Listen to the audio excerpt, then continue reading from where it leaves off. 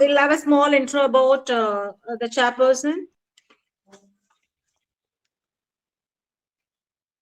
Pavitra? Yes, ma'am. Good Yes, evening, please. everyone. It gives me a great pleasure to introduce the chairperson of the session, Dr. S. Yasmin, ma'am, Assistant Professor and Head, Department of English, Konga Arts and Science College, Erode. She has nearly 10 years of experience in teaching field. She have attended various workshop, conference and FTP and presented and published various papers. She also acted as a resource person and guest lecturer for many colleges. Ma'am, now I request you to move the session along. Yes, ma'am. Thank you for the nice introduction. Thank Ma'am, you. first person to raise Anjali Kumar Verma. Good evening. Yes. May I start, Yes, ma'am? yes, ma'am. Yes, ma'am. Anjali Please Kumar proceed. Verma. She's And my dear presenting her. presenters, please stick on to the time and make it simple as such what you're coming to say. Please come to the point. Thank you so much. And the session is yours now, Anjali. Thank you, ma'am. A very good evening to Chairman, ma'am, and my co-presenters here along with the team. The title of my paper is English Language as the Voice of the Voiceless. Someone who can't speak, either literally or figuratively, is voiceless. A sore throat may leave one voiceless for a couple of days, and the youngest child in a family might feel voiceless when it comes to making two big family decisions. A voice gives our opinions a platform and empowers us with the opportunity to have a perspective and understanding on things that matter. Each voice has something different to say, and a world that needs to represent freedom and democracy, a voice is a powerful symbol of this. Popularly, a theatre student, Gloria Billingsley, said, "For me, voice for the voiceless means using the talents and skills you have to empower someone to speak for themselves."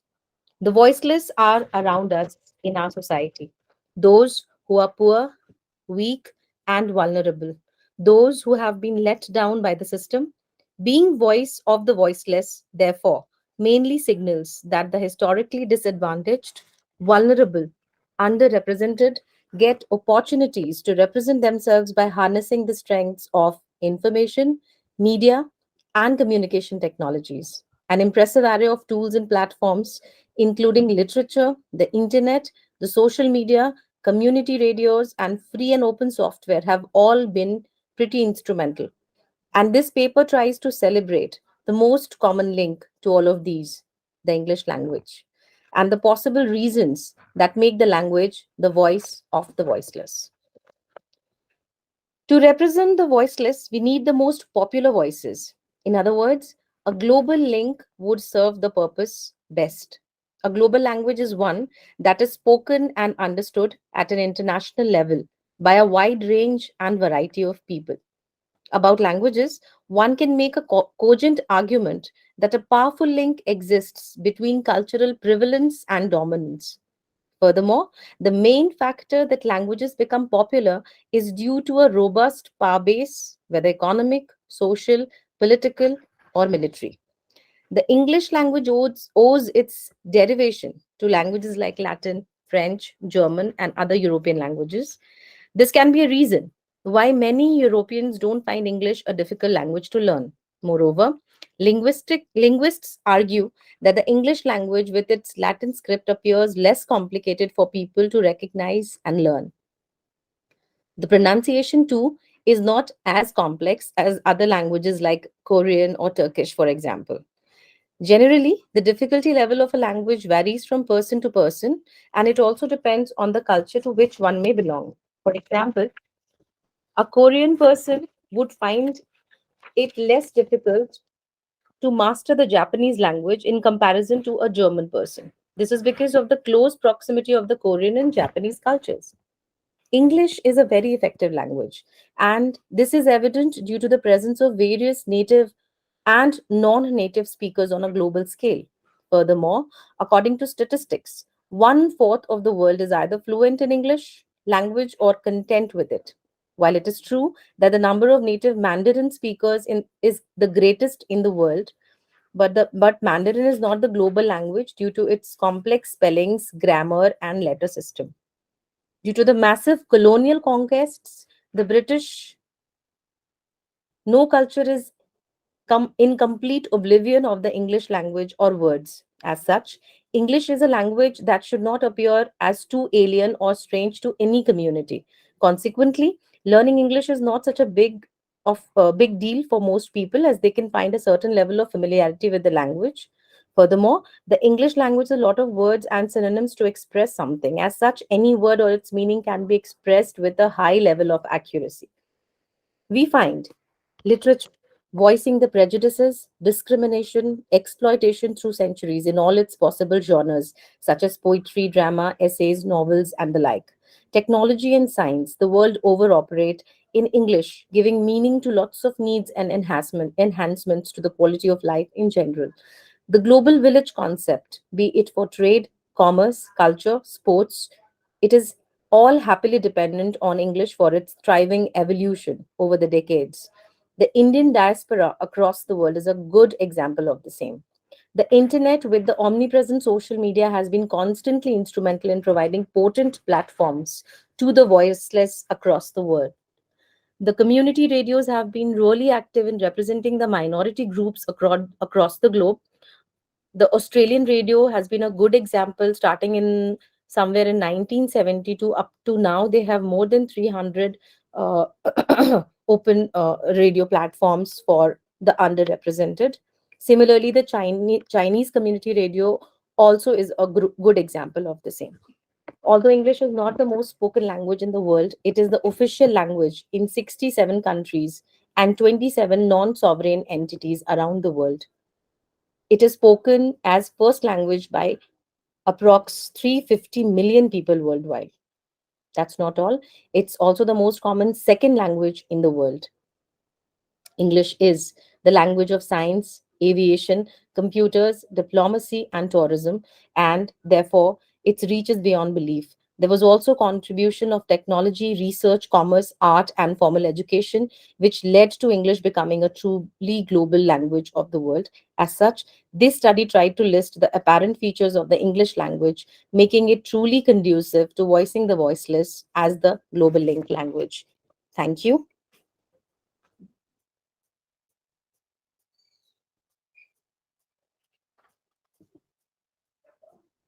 Yes, ma'am. Yes, ma'am. Thank you, Anjali. You have concisely completed the presentation. And as of now, we have no questions and we'll come to it later. Okay. And the next presenter, please. Thank you, ma'am. Mahalakshmi, ma'am.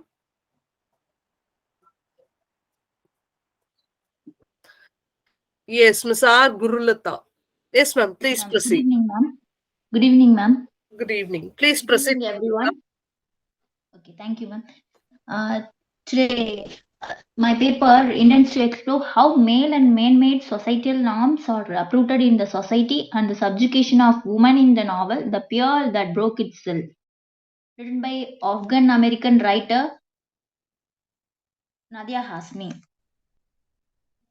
Her novels are The Pearl That Broke Itself, When the Moon is Low, A House Without Windows, Spark Like Stars. My paper intends to explore the topic, The Pearl That Broke Itself.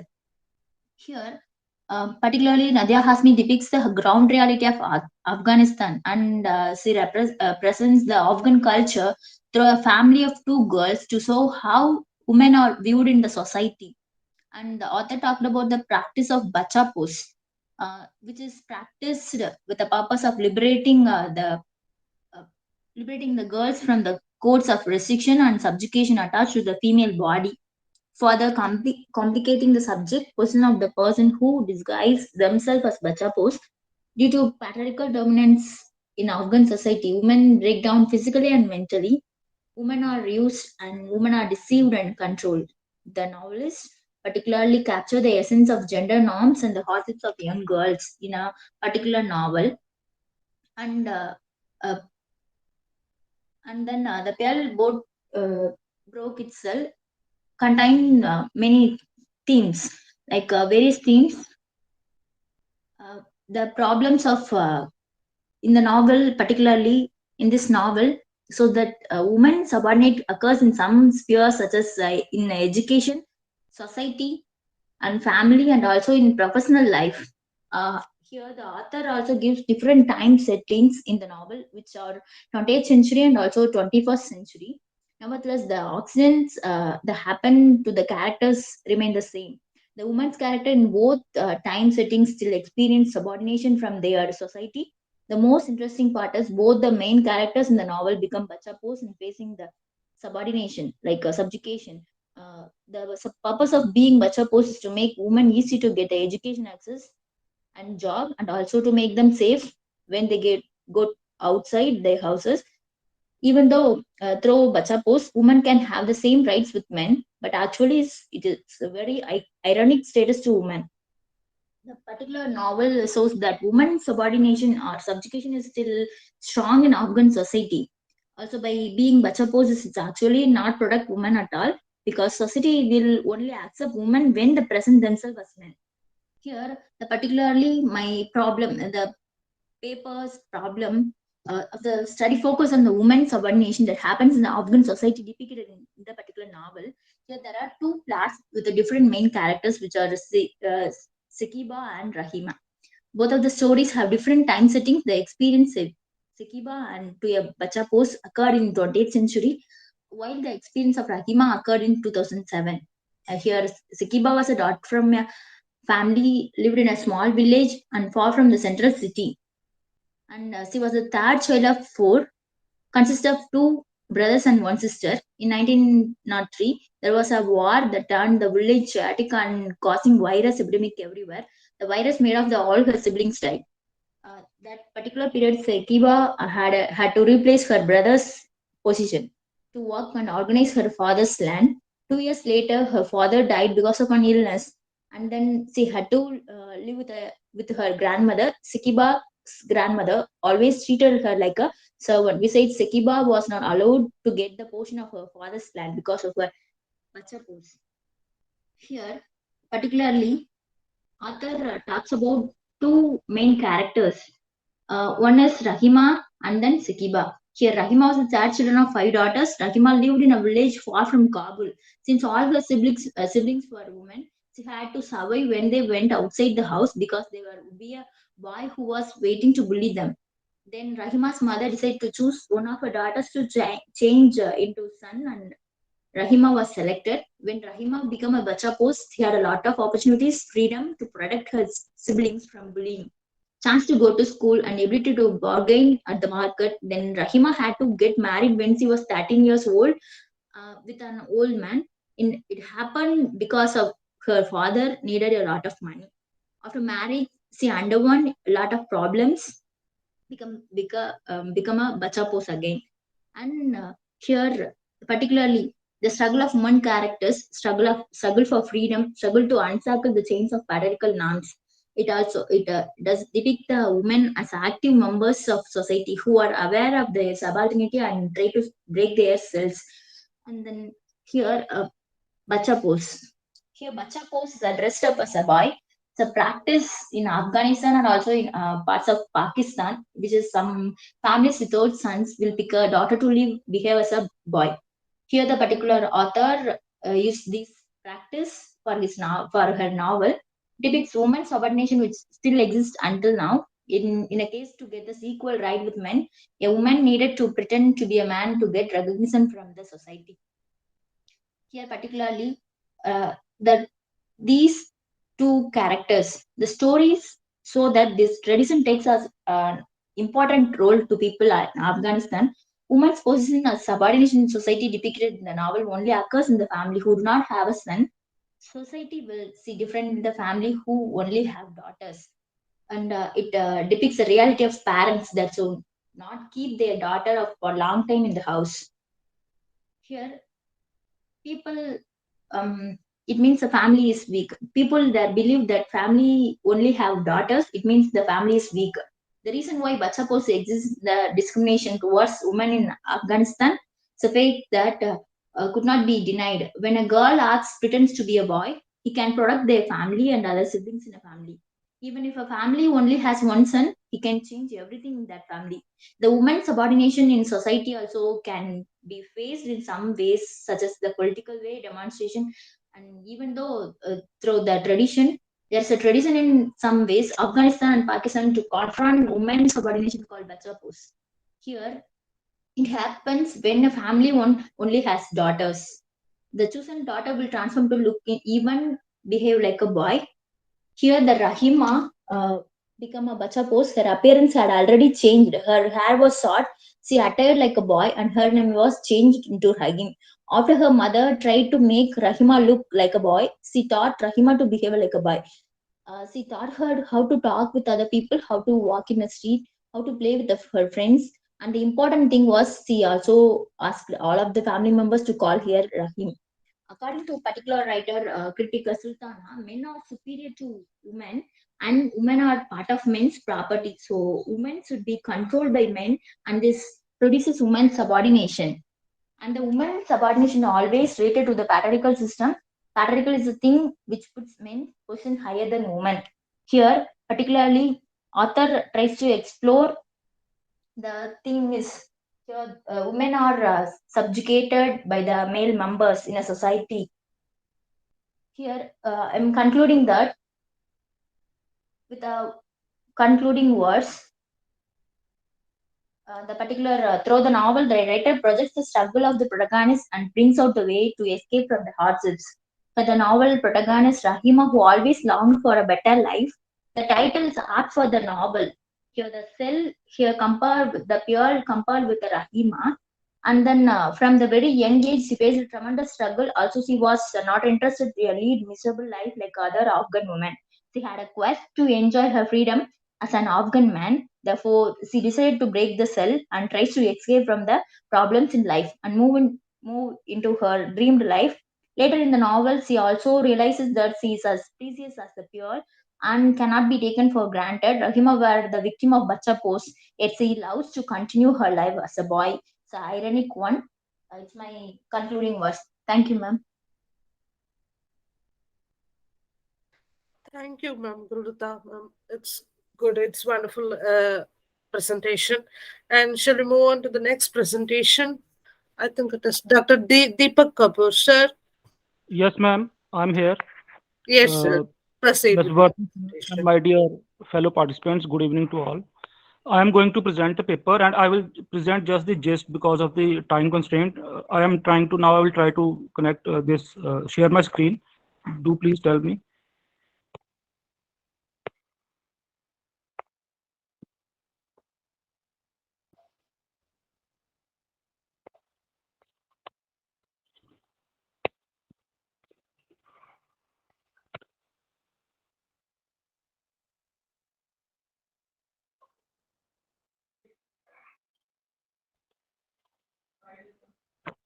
Uh, is it visible? Hello, is it visible? Yes, sir. Is It's the visible. It's visible. So the title is The Interplay of Subjugation and Frustration in Herta Muller's novel Traveling on One Leg. First, I will go to the introduction.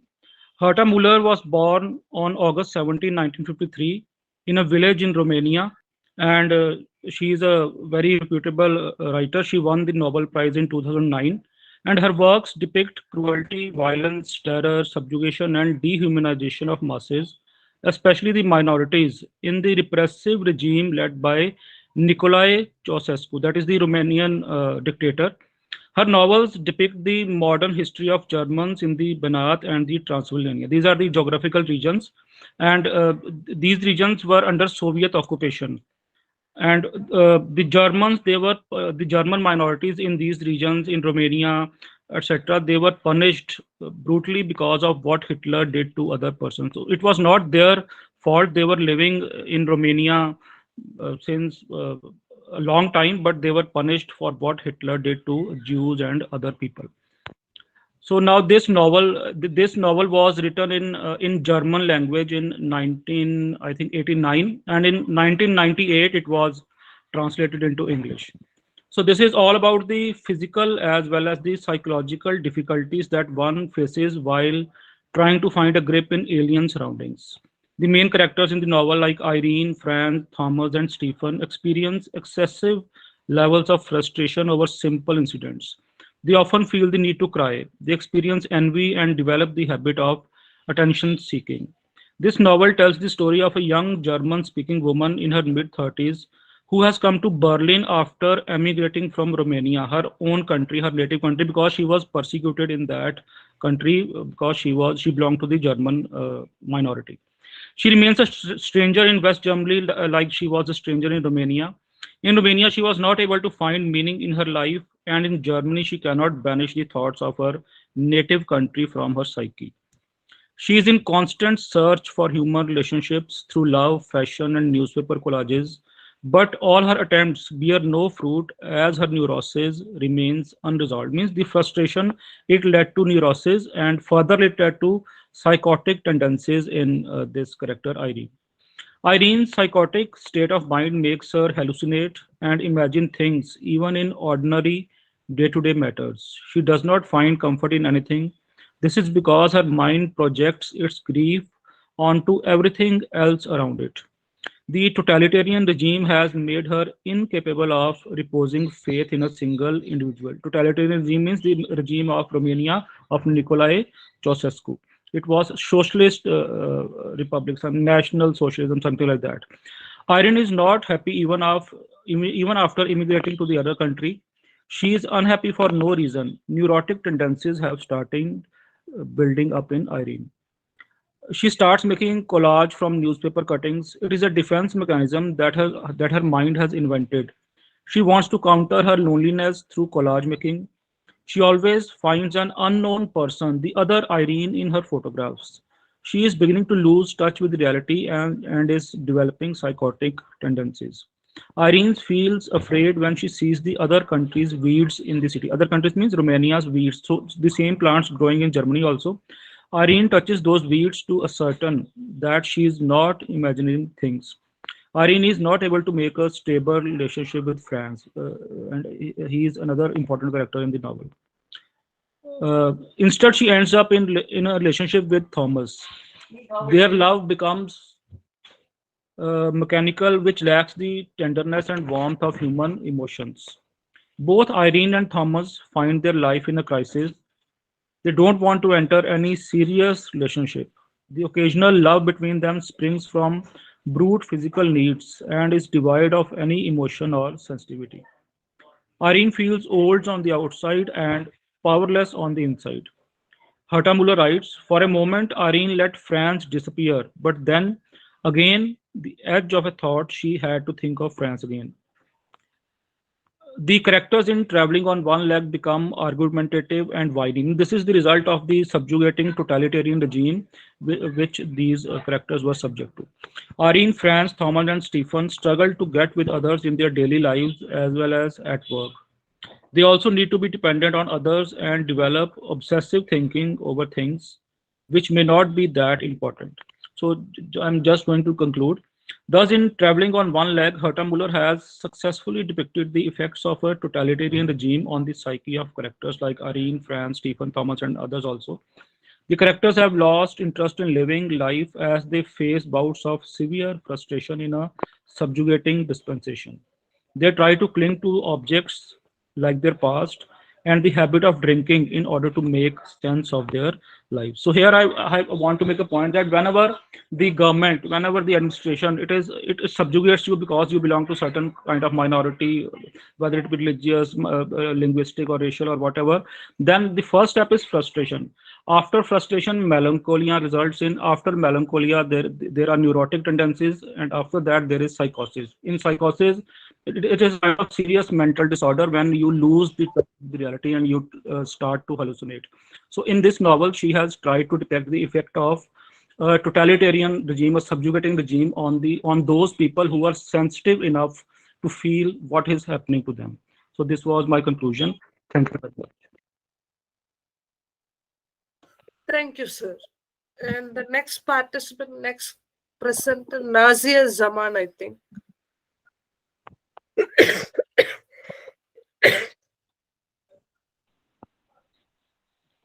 Hello. Yes, ma'am.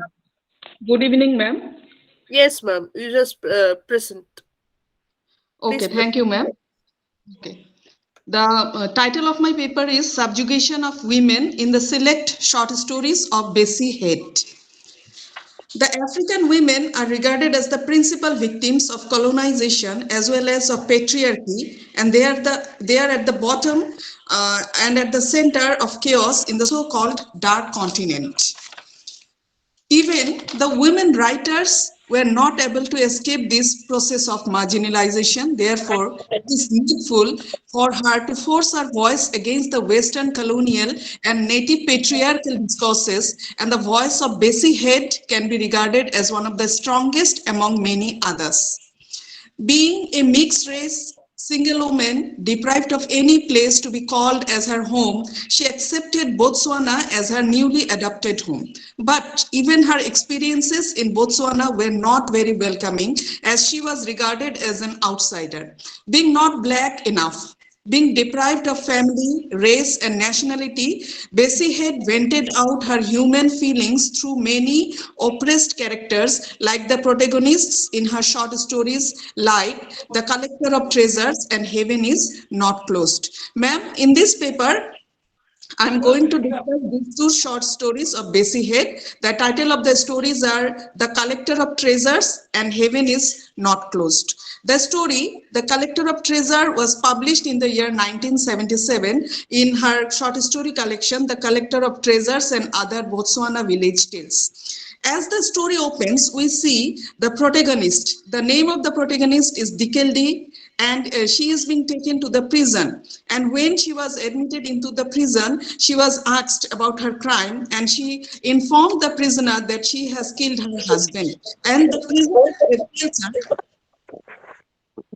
prisoner tells her that it has become the fashion of those days that many people are committing this kind of crime. Actually, when Dikendi told her that she killed her husband by cutting off his private parts by a knife, her co-prisoner Ebony told that she also committed the same crime by a razor. This type of act committed by these women suggests their acute anger and frustration, which leads them to take such ultimate steps.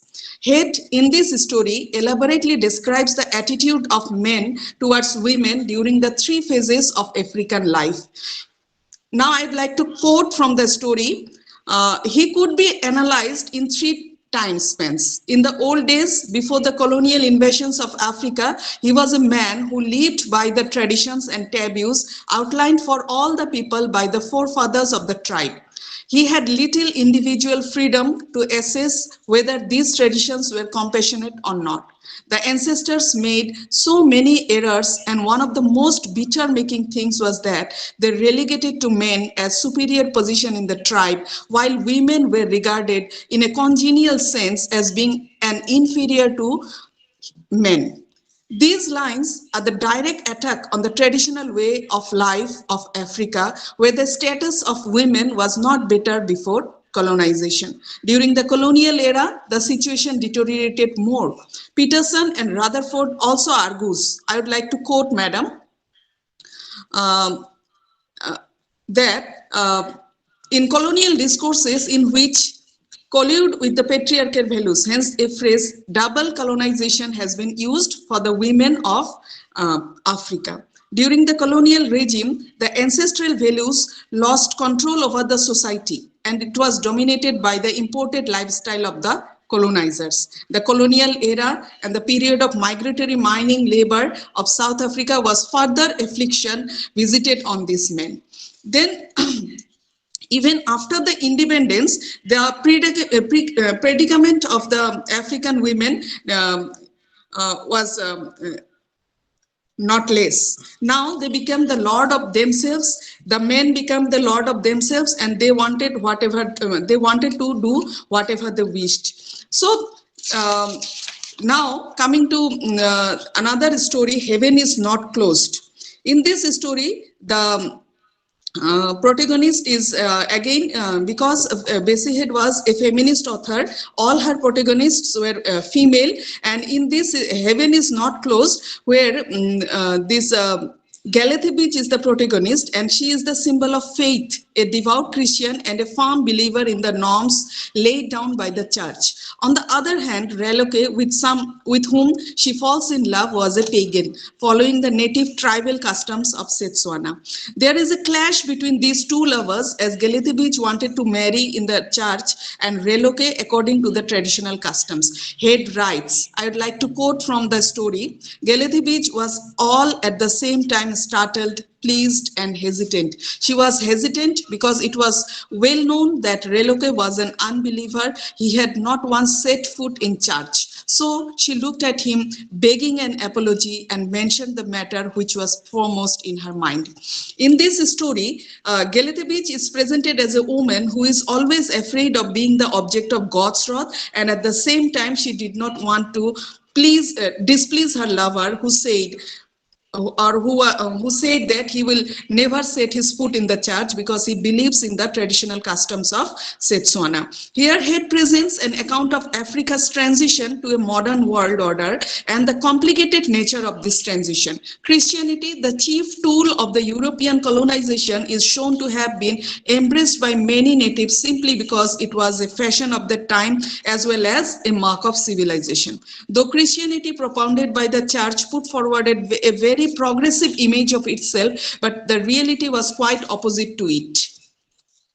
Now, I would like to discuss that Dikelde and Galathy, the two protagonists of these two stories, though afflicted with various pains, emerge as new women with some special characteristic traits. Actually, Dikelde is the collector of treasures who treasures the happy things in her heart, and they give her the strength to survive even in the most adverse situations in her life. She remained calm and while she killed her husband and never felt any remorse for her action because she believed that whatever she did was right. While staying in the prison, she was always hardworking and able to earn as she was before her imprisonment. She supported her children, was able to save money for their education. When she left for the prison, Paul of God, she understood the real spirit of God, and maybe that is why she was able to get the doors of heaven not closed for her. With her devotion, vast knowledge of Christianity, and perseverance, she had the supreme authority while talking about God among the villagers. Head writes, I'd like to quote from Head. Perhaps her simple and good heart had been terrified that the doors of heaven were indeed closed on Reloke, and she had been trying to open them. I'd like to conclude. It can be said that Bessie Head in her works presents the patriarchal and colonial discourses and presents the women of Africa as an agents of their own destinies. Thank you, madam. Thank you, ma'am. Thank you for your nice and clear presentation. And next, I would like to call Tanya Shri. Yes, ma'am. Am I audible, ma'am? Yes, you are audible. Continue. Please start your presentation. Good evening, respected chairperson, organizers, and other co-presenters. So I would like to give my presentation on the title Contextualizing Organic Womanism, Shifting Paradigms of Ecofeminism in Mahashweta Devi's novel, The Book of the Hunter. Now, ecofeminism as a social movement and an ideology substantiates that both women and nature are the victims of the exploitation unleashed by the same kind of social system, which is patriarchy. So, however, mainstream ecofeminism proves inadequate as it does not take into account caste, class, and gender of third world women, the challenges and issues of third world women also, and in turn essentializes their experiences. So, Beena Agarwal, an Indian development economist, in her research paper, The Gender and Environment Debate Lessons from India, echoes the same when she says, and I quote, the processes of environmental degradation and appropriation of natural resources, a few have specific class, gender, as well as locational implications. Women, therefore, cannot be posited as a unitary category even within a country, let alone across the third world or globally. I unquote. Now, tribal women are subjected to double marginalization by virtue of their gender and caste or class. And nevertheless, Indian exponents of ecofeminism kind of fail to enumerate the extremities of Dalit or Adivasi women. So, therefore, a lens through which the plight of these women, these Adivasi, these Dalit women, can be discerned is need of the hour. And taking the cue from Alice Walker's term womanism, Reverend Dr. George Matthew Nalunakal formulated another term, organic womanism, in his research paper, Towards an Organic Womanism, New Contours of Ecofeminism in India, to bring to fore the unique relationship of Dalit or tribal women with nature. He explicates organic womanism as, and I quote, one of the academic challenges for feminism in India, it appears, is that of expounding an organic womanist perspective as against a Western middle class and at times elitist brand of ecofeminism, a perspective which will address the issues of women and nature, particularly from a Dalit or tribal perspective, not merely from a perspective of women in an unqualified sense. Organic womanism, on the other hand, particularizes women. It is the Dalit and Adivasi women interacting with land that constitute the core of organic womanism. I unquote. Thus, Dalit or tribal women's association with ecology is the core of organic womanism. And the capitalists basically, their concern is only with the hijacking of Dalit or tribal women's body and not the other women, not the like mainstream women's in general. The Dalit tribal movement led by C.K. Janu, a tribal woman in Kerala, can be credited the seed of organic womanism in India.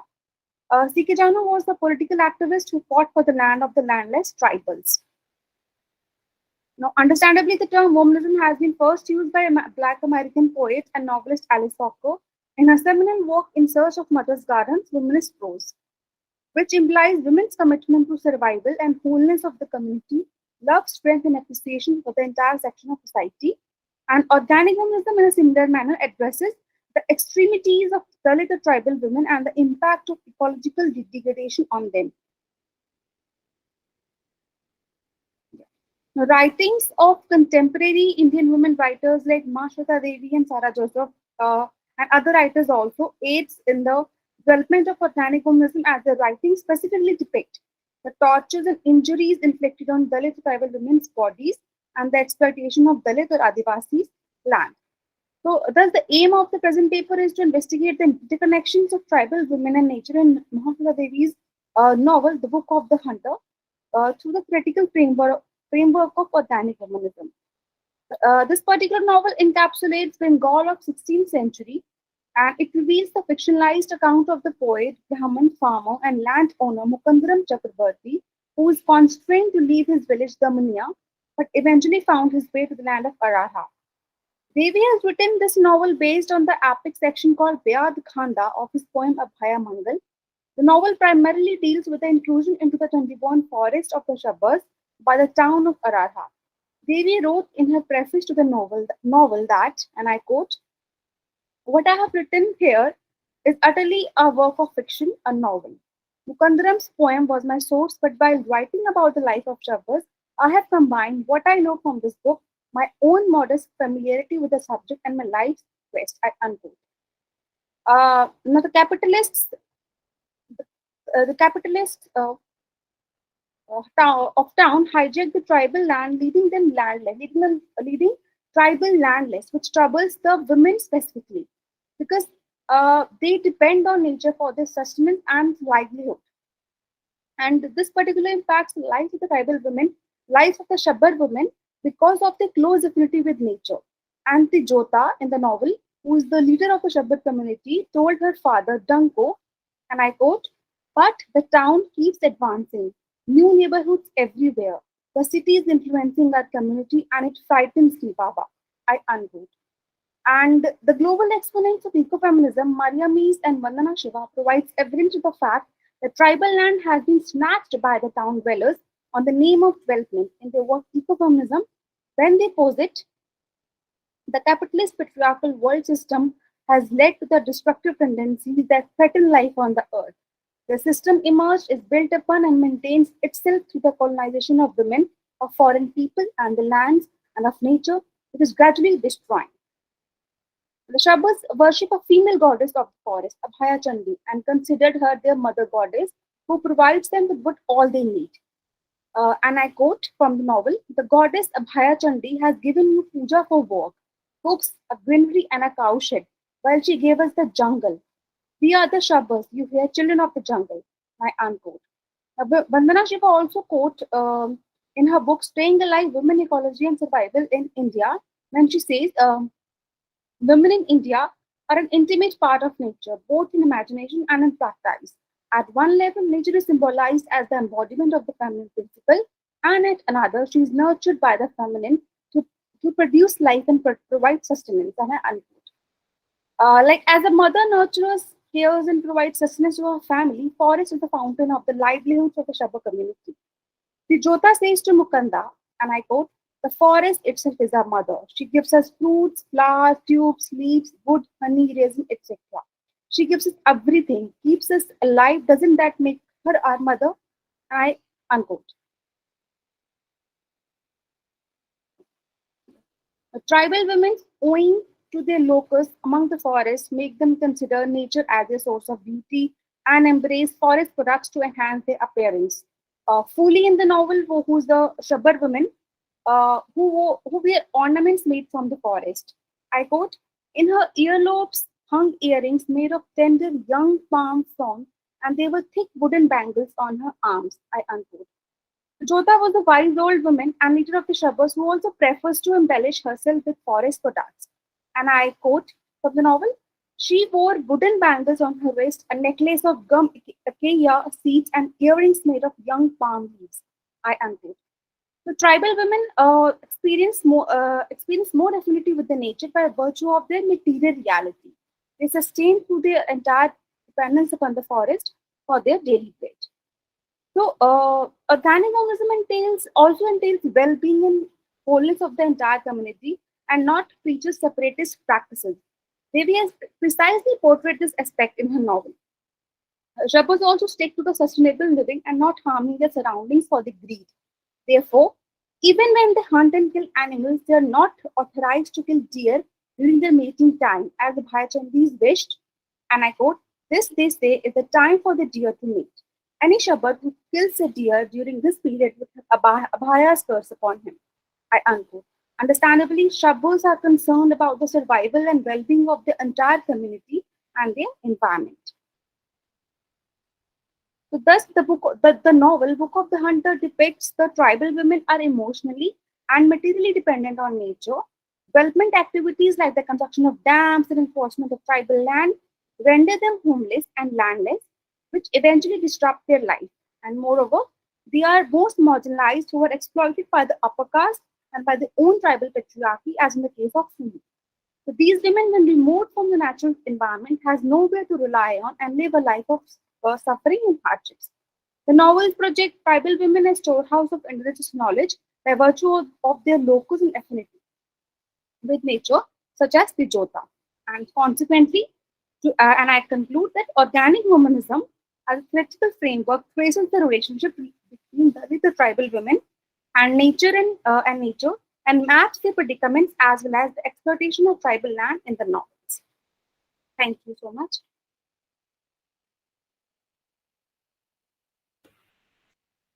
Yes, thank you, Tanya. And I would like to wind up the session, the technical session 11. And we've started with English language as the voice of voiceless. And uh, we have seen about the subjugation of women in novels, Afghan American novel, and Bessie Head's short stories, and also some of the lastly we have concluded with Mahashweta Devi's novel. And it is wonderful session because it has a wide range of discussions. We have how women are subjugated and how women are treated in the society, and how even the language has become the voice of the voiceless. Thank you so much, all the presenters. You have done a very good job, and I would like to thank the organizer and Dr. Mahalakshmi ma'am for her support. And thank you very much. Thank you, one and all. Ma'am, Mahalakshmi ma'am, I just hand over the session to you.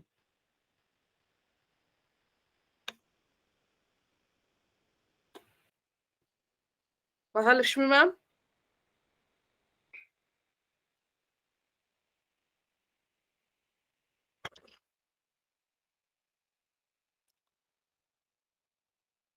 Ma'am? Indu? Indu, are you there, ma'am?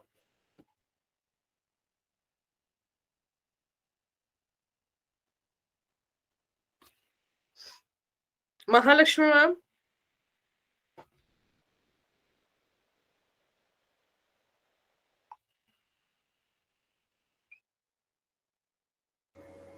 Mahalakshmi ma'am is here, ma'am, but she's mute. She's in mute. Yeah, it seems. Okay, I think it's time to proceed with the next session, I think. Okay, ma'am. Okay. Thank you so much. Thank you so much, ma'am. Yes, I welcome next session's chairman, Dr. J. Shri Padma Devi, ma'am. Ma'am, I think you are here in the meeting. Yes, ma'am. Yes, ma'am. So it's my pleasure to introduce the chairperson for the session, Dr. J. Shri Padma Devi, Assistant Professor, Department of English, PSG College of Arts and Science. She is a certified trainer in business certificate course offered by Cambridge University, London. Under her guidance, one candidate received MPhil GED. Currently, she is guiding 3 research scholars. She published 13 UGC approved research articles and 5 research papers in conference proceedings. And she also published her book chapters, articles, poem, and short story. She actively participated in many national and international level conference, seminars, and workshops. She is also a member of various academic bodies, committees, college journal editorial board. Ma'am, you can now proceed with the session. Thank you, Endo. Ma'am, thank you so much. Am I audible? Yes, ma'am, you are audible, ma'am. Yes, thank you. And before moving on to the session, thank you so much for your warm welcome, Indu. And I'm extremely delighted to be a part of this international conference. Before moving on to the session, I wish to register my heartfelt thankfulness to the management, to the Department of English, and special thanks to Mahalakshmi ma'am.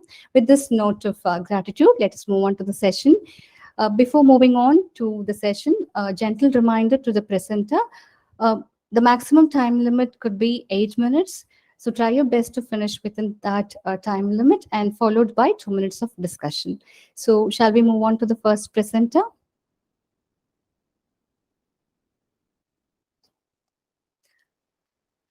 Indu ma'am, could you please help me to find out the name list, ma'am? Because Mahalakshmi ma'am said ma'am will be calling out the names. Okay, ma'am. Okay, ma'am. Wait a Yes, second, ma'am. ma'am. Yes, ma'am. Thank you so much, ma'am.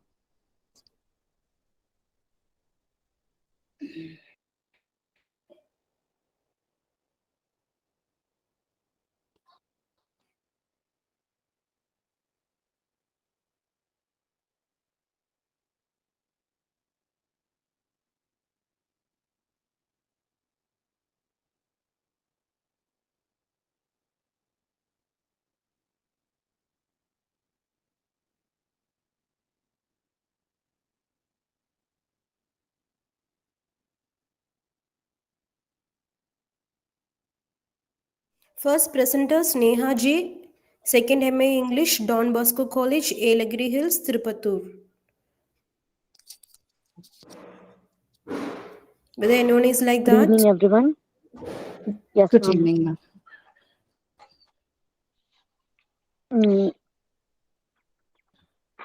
And thank you for giving me an opportunity to present in the international conference, ma'am. The title of my paper is going to be Racism in Arjun Lord's Foreign Power. Am I audible, ma'am? Yes, You are ma'am. You are audible, ma'am. audible. Yes, thank you, ma'am. I'm presenting my title as Racism in Arjun Lord's Foreign Power. As we all know, she is a Black woman born on 18th February 1934. She is an Afro-American writer in New York.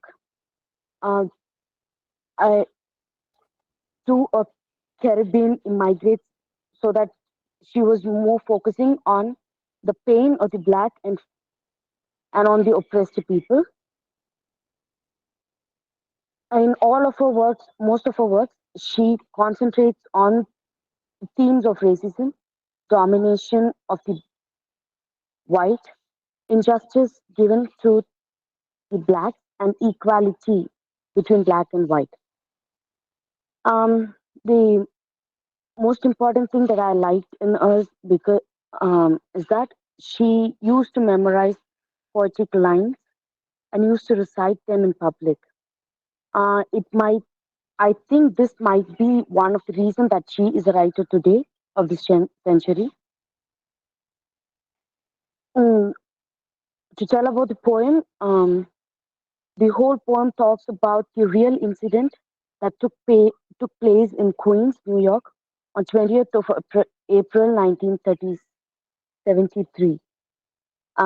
It's all about the policeman who was 37 years old, shot a young boy who was 10 years old because he was in black color.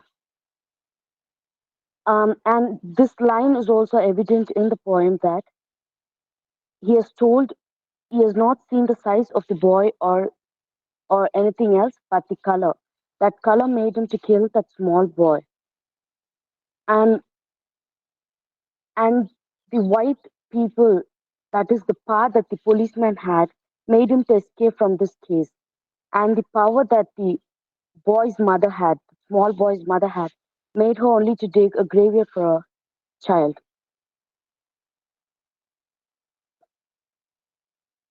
It's big.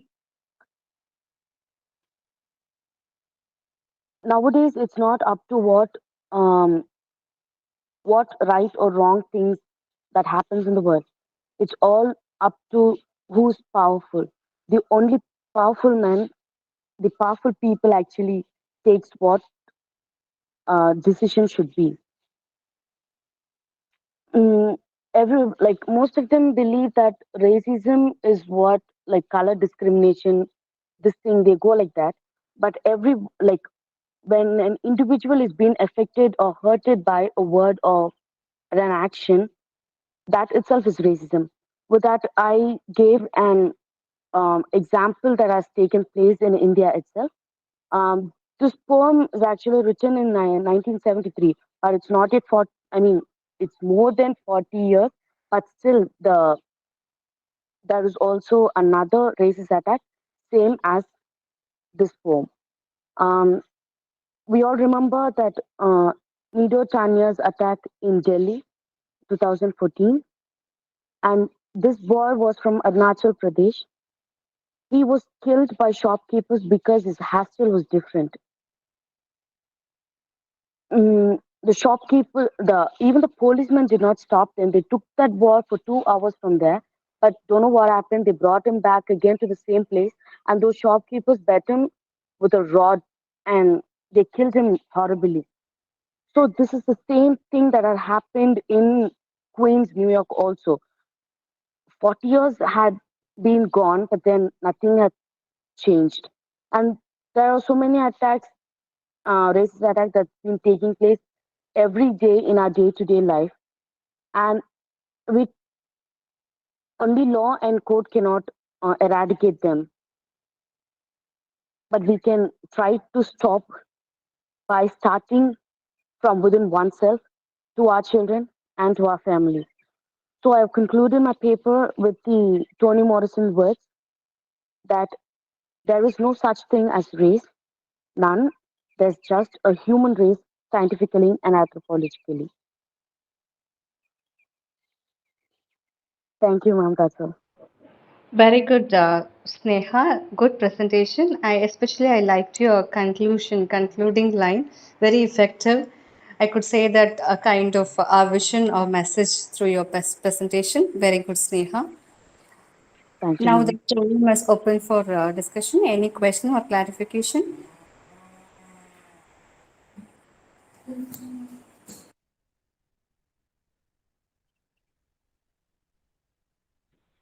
Good choice of your selection. It's good. Nice poem. Thank you, ma'am.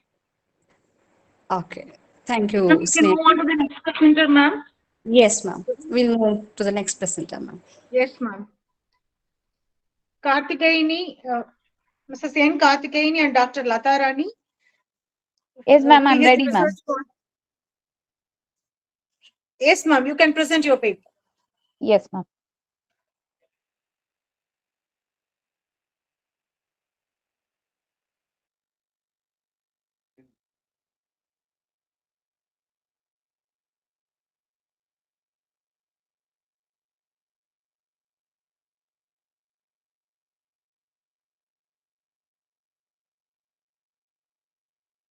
A very good evening to one and all present here.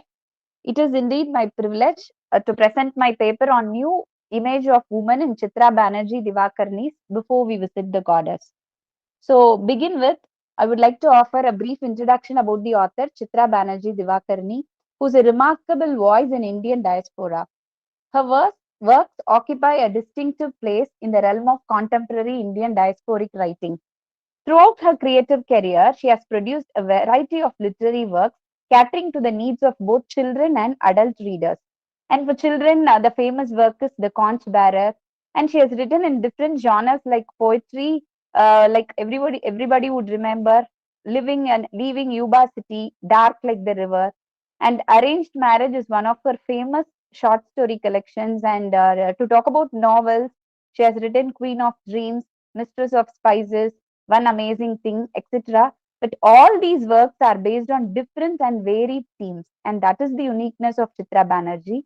Having born in Kolkata, she has lived in India for 19 years, and this has really shaped her thoughts based on Bengali culture and tradition.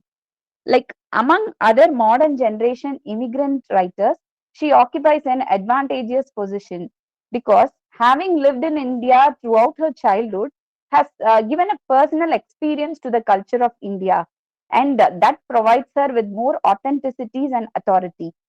Like any other diasporic writer, she also talks about dislocation, homelessness, adaptation, acceptance, and assimilation.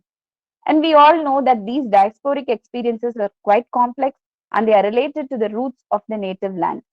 But all these writers, they strive for acculturation and assimilation of their characters, which has a very great impact on the psychological and social well-being of an individual. Chitra Banerjee's works address the major concern, the diasporic discourse related with displacement and the painful experience of the immigrants who seek for knowledge or job opportunities. All her women characters are generally architects of their own life and destiny. Here I am reminded of Panchali of the Palace of Illusions, who makes a series of choices of her own. And of course, she is in no way less or inferior to that of Bhim or Arjuna. Most of the works of Chitra Banerjee are autobiographical. Having lived in a multicultural world, she makes an amazing synthesis of both East and the West in her novels. She also offers a clarion call to women of all sectors for awakening and empowerment. Like in my novel, Before We Visit the Goddess, she talks about three generations of immigrants. Like first generation of immigrants, they consider relocation as a painful process. They suffer owing to identity crisis, cultural estrangement, rootlessness, and unfulfilled desire of their native land. The second and third generation immigrants, they oscillate between past and present. So naturally, they could not fix themselves either as Americans or Indians. In Before We Visit the Goddess also, she presents three strong women, namely Sabitri, Bella, and Tara. All the three belong to three different generations, and they also strive for self-identity, acceptance, and recognition in the male chauvinistic society. This novel centers on the diverse struggle of women in India and US. Chitra Banerjee displays a deeper understanding of the female psyche, and she also points out the patriarchal oppression of women in this world. She also assures that women in the world are capable of fighting all forms of subjugation. Moreover, they are also aware of the ways and means of releasing the fetters or the shackles that devoid their liberation. This novel proclaims that proper education and self confidence are enough for women to emerge as liberated and self reliant individuals. To exemplify the fight for social, political, and economic norms, she has portrayed Sabitri as an icon of emancipation of Indian women. Initially, Sabitri is portrayed to be docile and obedient, but she evolves to be decisive and assertive at the end of the novel. Hardships and failures in life make Savitri mature enough to accept reality. But not only exception, she also fights against the patriarchal regimes which determine the life and choice of a widow, even in the mid 19th century. Bella and Tara are portrayed as interpreters of dislocation, alienation, and marginalization of immigrant women. Unlike Mother Sabitri, Bella is not a prudent decision maker. She is very much emotional and vulnerable, breaks down easily, and is unable to withstand infidelity and deception. Throughout her life, she is tormented by the childhood guilt of separating her parents. Like, I would like to remind Bella, who actually she was the person who revealed about her mother's affair with another person. Because of that, her parents were divorced. So, this guilt remained throughout her life and tormented her. And it also affected her education, which naturally brought about a physical and psychological trauma for her in the new land. In spite of all that, she tries, she explores for new possibilities, realization, reconciliation, and fulfillment. Through these characters, Divakarni emphasizes the importance of education for women. Emancipation of women, both inside and outside their houses or India or any part of the country, seems to be her fundamental focus. Sabitri, Bella, and Tara, all the female characters, they redefine feminine archetypes. Initially, she presents them as normal human beings with their own strengths and weaknesses. But as the novel progresses, they really establish their identity. Divakarni herself has stated in an interview with the Times of India that her protagonists emerge out of a desire to portray women as powerful and intelligent forces in the world. Her protagonists fight subjugation and they move beyond frontiers built around them. At this juncture, I am reminded of Simone de Beauvoir, who propagates in the second sect that to gain the supreme victory, it is necessary for one thing that by and through their natural differentiation, men and women unequivocally affirm their brotherhood. Of course, Divakarni's, before we visit the goddess, is also a perfect example for this. Like all the three women characters, Sabitri, Bella, and Tara, have their male counterparts to lend them a supporting hand in their times of distress. Divakarni also confirms that this dream is not too far. She believes that men or women are complementary to each other. For instance, Savitri's Bipin, Bella's Kenneth, and Tara's Venkatachalapati are typical representative of this great vision. Savitri is a perfect example of women who enjoyed the first wave of feminism in India.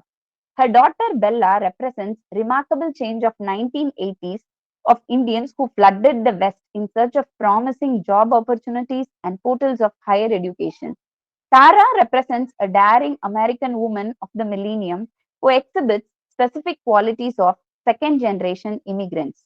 The main focus of the novel is about the growth of women from ignorance to enlightenment. And this enlightenment is given a clear picture in the novel. Of course, there are certain pangs of being an exile, but in spite of all that, there is a ray of hope. The novel points out the necessity of education, which is the foundation of women empowerment. And I understand that Chitra Banerjee has resolute interest on that. Sabitri's stubbornness in continuing education and the bitter experiences of Sabitri in Leela Mai's house, who discovers her relationship with her son. She was literally thrown out of the street, but there was one Bipin who actually helped her, who lended her a supporting hand and enabled her to continue her education. And he is a mathematics professor. And this was easy enough for her to gain her empowerment. She even at one stage, she even fought against her husband's company who refused to pay compensation after his death in a fire accident. And that was considered to be a very brave act in that century. And it was even published in the newspaper as an article along with her photo. Savitri even begins a sweet shop and becomes an entrepreneur. She names the shop after her mother Durga and becomes a very successful businesswoman. But soon, disturbance comes to her in the form of her daughter Bella, who risks her own life and flees to America in order to marry her Sanjay. And for that, she even discontinues her studies. Both Sanjay and Bella struggle a lot in USA because of their illegal immigrant status. And that represents the plight of middle class women in the West who went abroad without professional qualification. She even took up the job of a babysitter. Her daughter Tara overcomes the challenging situation caused by her father Sanjay, who actually deserted her mother Bella. As she was at the verge of discontinuing her education, but then she got the help or the association of Dr. Venkatachalapati, another economics professor from India, who visited states for some academic pursuits. The unexpected compassion that she received brought about a change of attitude in Tara's life. So here I would like to remind that by portraying the characters of two professors, Once again, Chitra Banerjee insists on the necessity of education and the role of educated people in the society. So, as pointed out earlier, all the three women, Savitri, Bella, and Tara, had their own setbacks, but soon they regained their consciousness and they explored the ways and means that would help them to come out of their shackles and emerge as new women. And this is pointed out in mostly in all of the novels of Divakarani. Though her women have their own drawbacks, but soon they realize their potential. Divakarani's aesthetic sensibility merges with her social commitment, and this makes her more insightful of all the diasporic writers. Her entire writing is viewed as an approach towards life. She believes that literature should be inspirational. It should not only reflect reality, but should also inspire people to create a new reality. And this great vision is the central focus of her writing. She has achieved excellence by creating realities that enlarge and widen possibilities of dissolving even man made boundaries. And I also understand and I also firmly believe that her novels are not only preachy, but she believes that mutual love and respect for one another would definitely make this world a beautiful place to live in. That is what I wanted to share today. Thank you so much for this opportunity. Thank you, ma'am. Excellent presentation, Karthikeni. Very good. Thank you so much, A ma'am. Thank nice, you, a ma'am. detailed analysis of Chitra Banerjee Divakarani's work. Before Yes, that, ma'am. your way of the way you began your introduction and the way you carried, especially with reference to you mentioned Samandi Boer's second sex. It's Yeah, good. ma'am. Okay, this is Thank how you, ma'am. the research scholar should present the paper. I wish Thank to you, ma'am. acknowledge. Your reference with that. It's really nice. Good. Keep it up and all the very best for your research further. Yes, ma'am. Thank you so much, ma'am. Thank you, Yes, ma'am. very good, That's very good. I really enjoyed your encouraging, ma'am. yes, yes. I enjoyed your pronunciation too. Very good.